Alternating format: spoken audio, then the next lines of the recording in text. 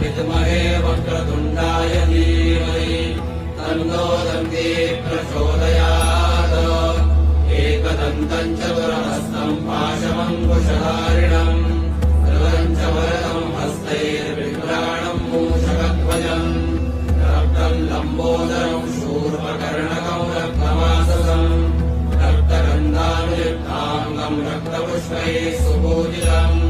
भक्तानुकम्पितं देवं जगत्कारणवत्सलम्